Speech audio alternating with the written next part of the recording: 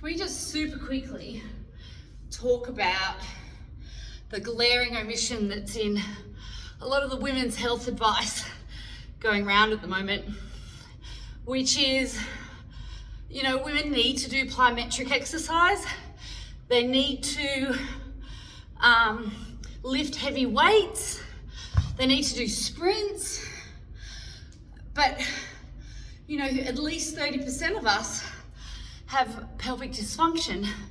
We're not talking about how someone who has stress urinary incontinence is going to perform sprints, or someone who has a prolapse is going to safely lift weights.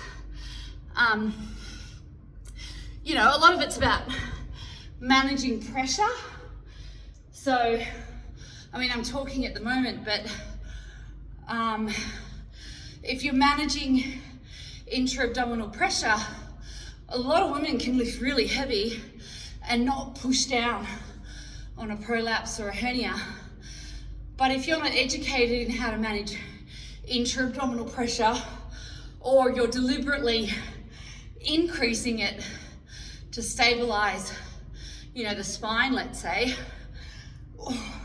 it's a very male way of looking at lifting, because if you increase pressure to stabilize the spine, a woman with pelvic dysfunction is likely to have downward pressure. And there's no way of knowing except if she tells you she's got symptoms or she's gone to see a pelvic health physio. So if you're not routinely doing these things with your client, then, you know, it's all very well and good building muscles and bones and explosive power, but what good does that do when she's 80 and she's wetting herself and her family wants to put her in a bloody old person's home because they're tired of cleaning up her messes, you know? Like, none of us want that.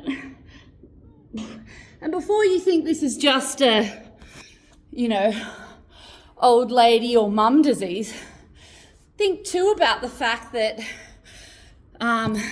rates of stress urinary incontinence affect university age athletes at a much higher rate, over twice the general population's rate of, say, sprinters and gymnasts have stress urinary incontinence when they're in university still, before they've even had kids.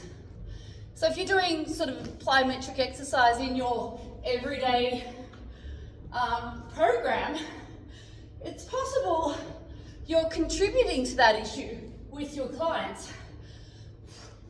And I really feel like these recommendations are only half the story. If we're going to talk sprinting, lifting heavy shit with women, we've also got to be talking pelvic floor function and managing intra-abdominal pressure.